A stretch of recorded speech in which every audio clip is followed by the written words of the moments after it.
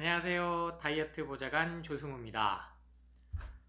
어제 점심을 저 같은 경우는 오랜만에 서양식 코스 요리를 먹었습니다.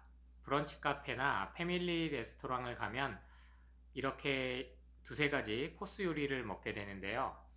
첫 번째는 샐러드, 과일과 여러 가지 채소가 곁들여진, 물론 치즈와 소스도 발사믹 식초이긴 하지만 여러 가지 화학적인 소스가 들어가 있긴 합니다. 그 다음이 스테이크, 네, 안심 스테이크나 아니면은 뭐 어떤 경우는 뭐 BBQ, 폭립, 뭐 이런 양념 소스가 묻은 고기를 먹을 수도 있고요. 마지막으로 파스타. 벌써 생각만 해도 어제 먹었던 게 생각나서 군침이 도는데 밀가루 음식이 들어갑니다.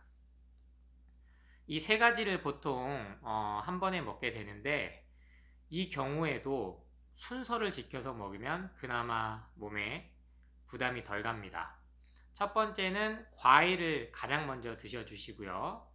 채소나 샐러드 같은 경우는 고기를 먹으면서 같이 먹어도 좋습니다. 특히 스테이크 같은 경우는 뭐 구운 양파라든지 구운 토마토 이러한 것들이 있는데 그러한 채소들과 야채를 곁들여서 먹으면 소화하는데 그나마 도움이 됩니다. 마지막으로 파스타, 면 종류는 제일 끝에 따로 드셔야 됩니다.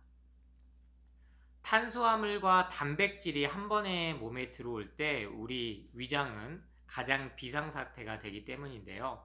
산성과 알칼리성, 즉 단백질과 탄수화물을 동시에 소화를 해야 되기 때문이죠. 소식을 하면 장수한다. 이 이유는 바로 소화 에너지가 가장 사용이 덜 되면서 그 에너지를 다른 회복이나 재생, 그리고 독소 배출을 하는데 쓰이기 때문입니다. 탄수화물, 단백질, 지방 이 세 가지를 골고루 먹었을 때 건강한 게 아니고 따로따로 섞어 먹지 않을 때 이 소화 에너지가 가장 덜 사용된다는 사실을 기억을 해주시고요.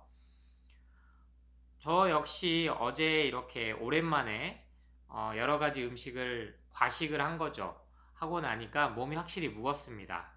이런 날에는 오늘 같은 경우는 아침은 보통 공복 시간을 낮 12시까지 특별히 뭐 허기가 많이 지지 않는 이상은 사과나 바나나도 먹진 않습니다. 그냥 물만 마시고요. 식사 준비 자체를 고구마를 먹습니다. 샐러드와 고구마. 샐러드도 직접 이렇게 매일 뭐 장을 보고 구워하는 게 너무 나는 귀찮다, 불편하다 이러신 경우에는 조금 비용이 들더라도 샐러드 전문점으로 하는 곳이 있습니다. 배달을 매일 해주는 그런 것만 이용해도 되고요. 그럼 비용이 너무 많이 드는 거 아닐까 생각하시겠지만 실제로 가공식품을 사 먹는 비용보다 덜 듭니다. 대량으로 업체들은 또 구매를 해서 공급을 하기 때문에 그렇게 단가가 낮아지기 때문에 절대 채소 과일식을 하면 돈이 더 들 거다라고 생각하실 필요 없고요. 그래서 저처럼 어제 좀 과식을 했고 가공식품들을 골고루 먹었다.